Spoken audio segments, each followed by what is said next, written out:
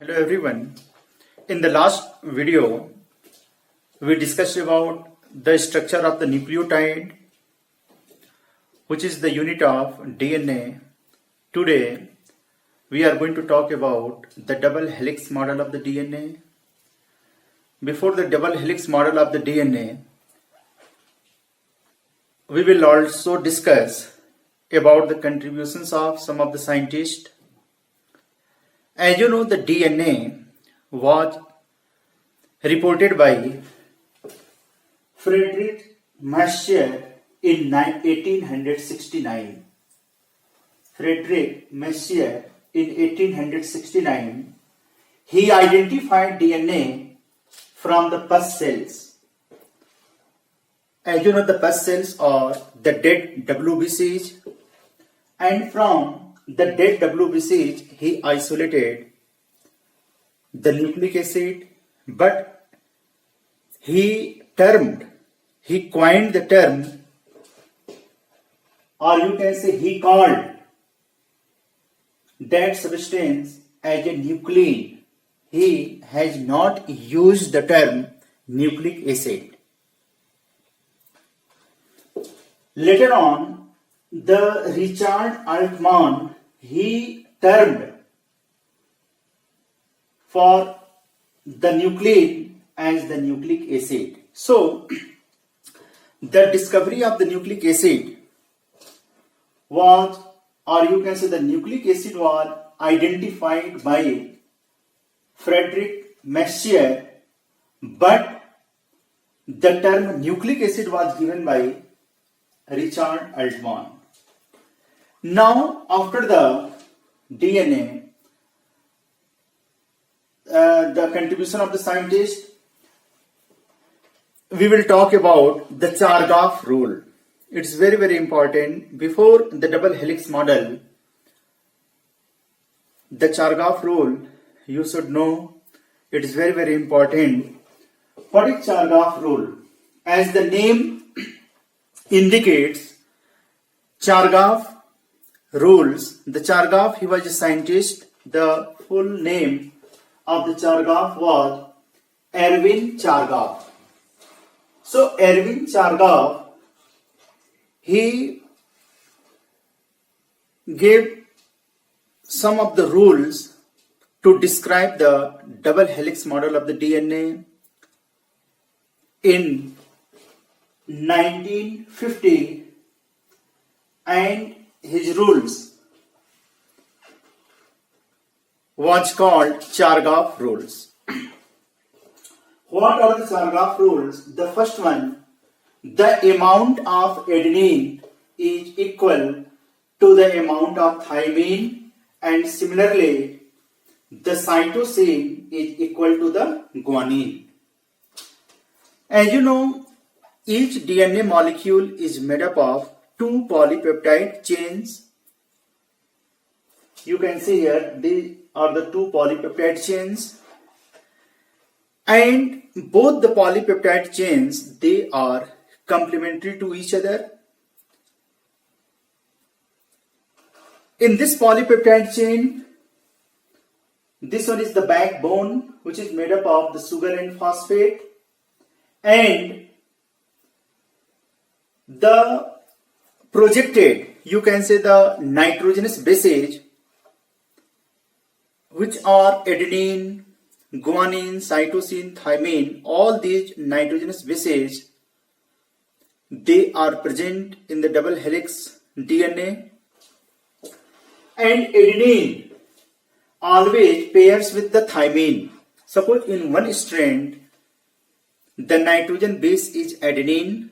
So the adenine, that is purine, a kind of the purine, always combines or joins with the thymine, which is present on the another strand by the two hydrogen bonds. You can see here, adenine, it joins with the thymine, or you can say vice versa, thymine joins with the adenine. Similarly, cytosine always pairs with the guanine or vice versa. But as per the Chargaff rule, the amount of adenine is always equal to the amount of thymine. Suppose in a DNA double helix, in a double-stranded DNA, 30%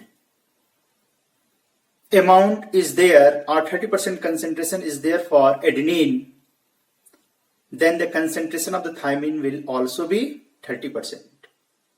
The same like similarly you can say if the amount of cytosine is 70%, the guanine definitely it will be also 70%. So adenine, or you can say, suppose in this diagram I have written adenine, you can count 1, 2 or 3 places, 4, 5 places. If 5 numbers are there for the adenine, or you can say if in a double helix model the total numbers of adenines are 50, then the thymine will be also 50. If the guanine numbers are 50, the cytosine will be also 50. So adenine and thymine, the amount of adenine and amount of thymine both are equal. Similarly, the amount of cytosine is equal to the amount of guanine. This one is the first rule of the Chargaff. The second, the amount of purine. On that basis, you can say the amount of purine is always equal to the amount of pyrimidine. It means adenine plus guanine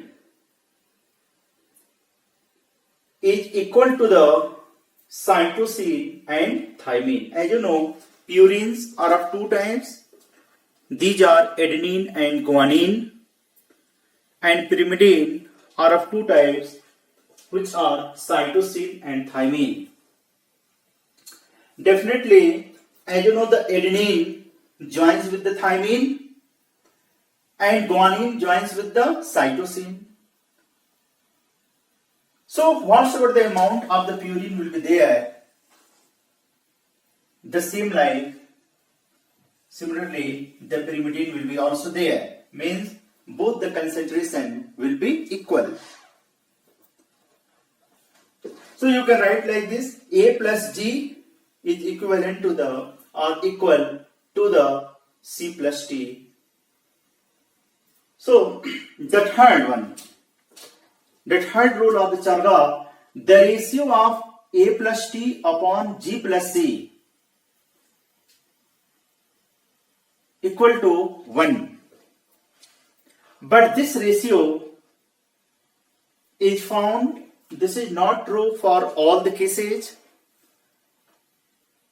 The amount of adenine and thymine is not equal to the amount of guanine and cytosine in some of the cases. It differs in bacteriophage and mycobacterium. It is a kind of the bacteria.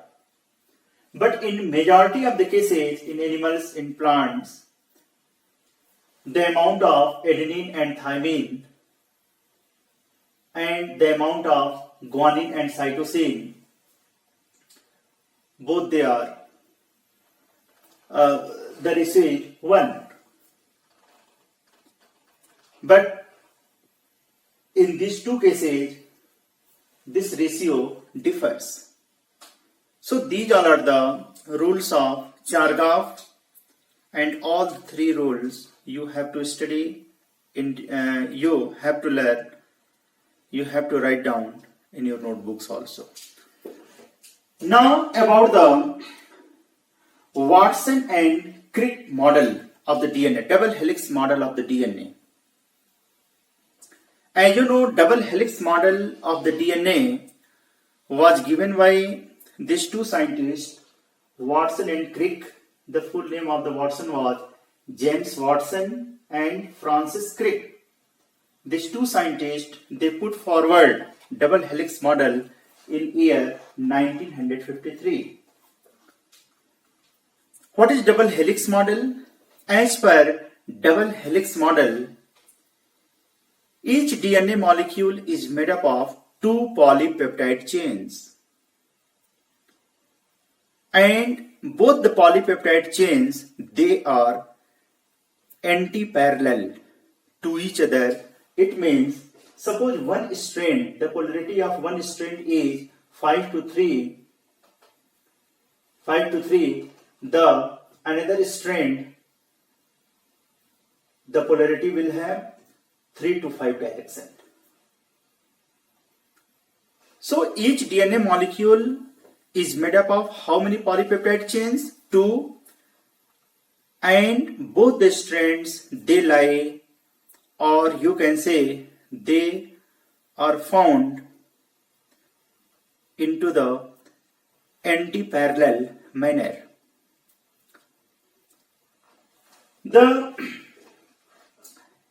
In both the strands, the adenine joins with the thymine, as I told you in Chargaff rule,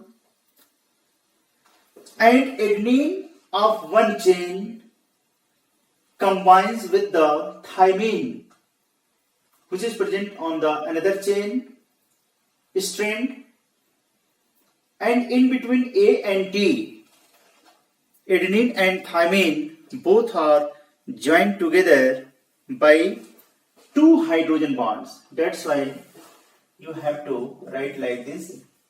How many hydrogen bonds are there? In between adenine and thymine, two hydrogen bonds are there. The cytosine and guanine. In between the cytosine and guanine, how many hydrogen bonds are there? 3 hydrogen bonds are there. So, adenine and thymine both are attached together, both are joined together by 2 hydrogen bonds, while cytosine and guanine, these two bases, they are joined together by 3 hydrogen bonds. Both the strands, actually so many types of the DNA are found, but this DNA, the very,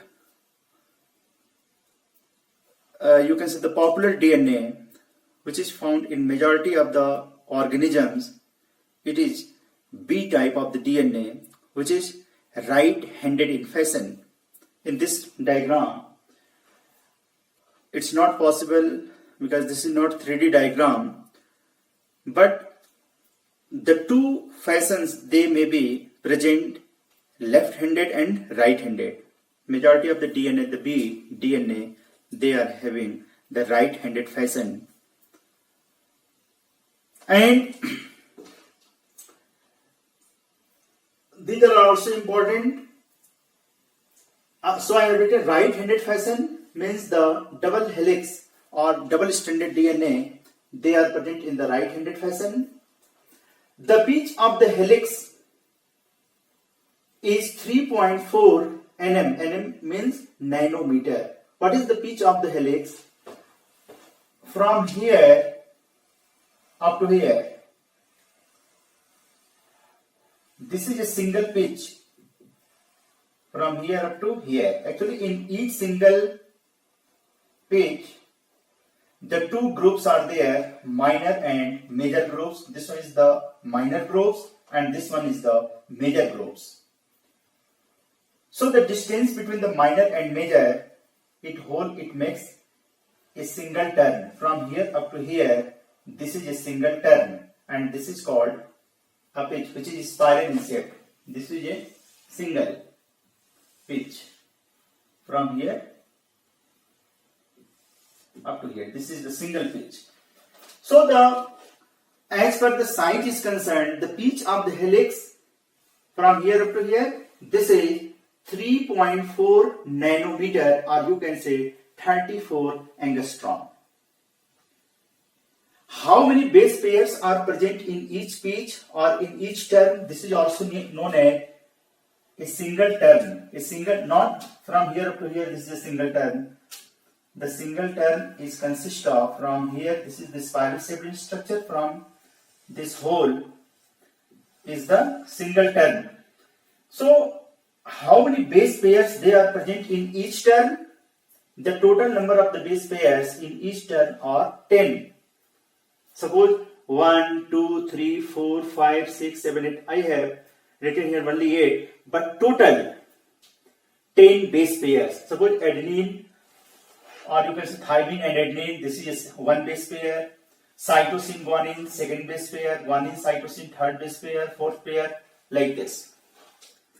So total 10 base pairs, they are present in each turn, in each pitch of the helix. So the distance between the base pair in each helix is 0.34 nanometer, or you can say 3.4 angstrom. If a single turn, the size of a single pitch of the helix is 3.4, containing 10 base pairs, so definitely you can divide 3.4 by 10. So the size in between the two base pairs, it will be 0.34 nanometer, or you can say 3.4 angstrom, because in each turn, from here up to here, the size is 3.4 nanometer, and in each turn 10 base pairs are there, so you can divide 3.4 by 10 and you will find out the distance between the two base pairs, that will be 0.3 nanometer, or you can write 3.4 angstrom. The size between the two helix, you can see from here up to here, this is the size, that is 20 angstrom. So this is all about the double helix model of the DNA. So what is double helix model? The double helix model was given by Watson and Crick, in which they told that each DNA molecule is made up of how many polypeptide chains? 2 polypeptide chains. The backbone, this is actually the backbone. The backbone is made up of sugar and phosphate, and the nitrogen bases, they are projected laterally. The nitrogen bases are of 4 times present in the DNA: adenine, guanine, cytosine, thymine.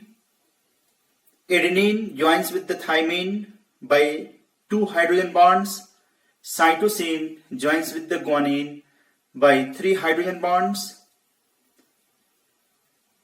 Both the strands, they are complementary to each other, and the polarity is, they are anti-parallel to each other. If one strand, the polarity is 5 to 3 direction, the another one, it will have 3 to 5. Why it is said to be the 5 and 3?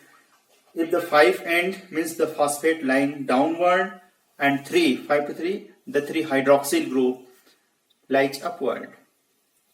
So both the strands, their polarity, they are anti-parallel to each other.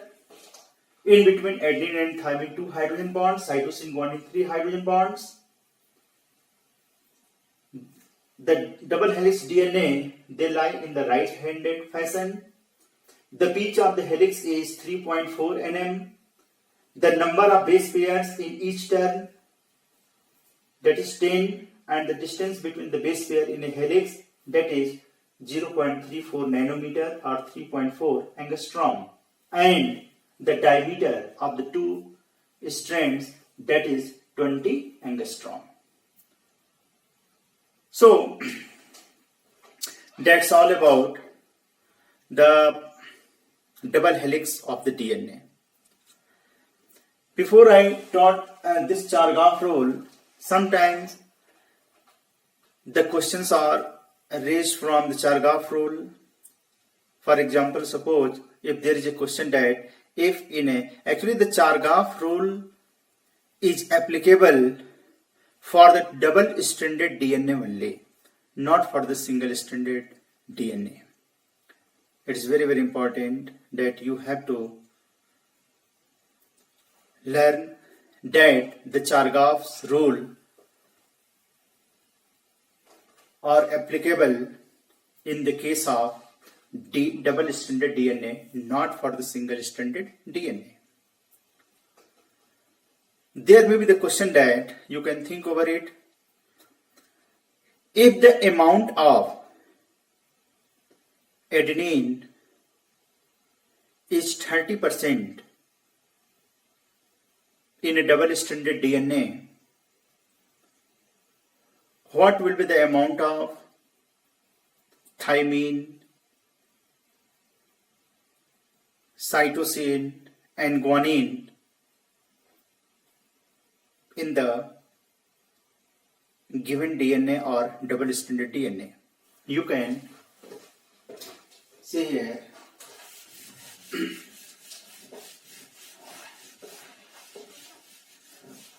as the question is the amount of adenine is how much? 30%. So what will be the amount of thymine, cytosine or guanine in this DNA? As you know, adenine is equal to the thymine.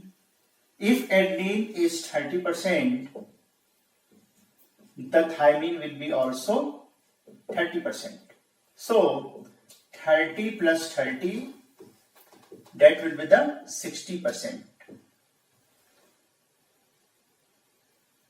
Now, it means in that particular DNA, the amount of adenine and thymine, it becomes how much? 60%. Then, how you get to know the percentage of cytosine and guanine? Definitely the percentage of cytosine and guanine, it will be 40%. You can write 100 means 60, 40%. And you know the cytosine and guanine both are equal. The cytosine is equal to the amount of the guanine. So 40 upon 2, cytosine 20% and guanine will be also 20%. So separately you can write, it means adenine 30%, thymine also 30%, cytosine 20% and guanine 20%. It means the Chargaff rule is also very, very useful to know the percentage of the bases. If the amount of a particular base has been given, on that basis you can calculate the percentage of other bases found in the double stranded DNA. You can see so many numericals which are given in the sample papers, even in the NCERT exemplar also, and you try to do all these questions based on the Chargaff rules. So that's all for today. Tomorrow I will teach you the next topic. Thanks everyone.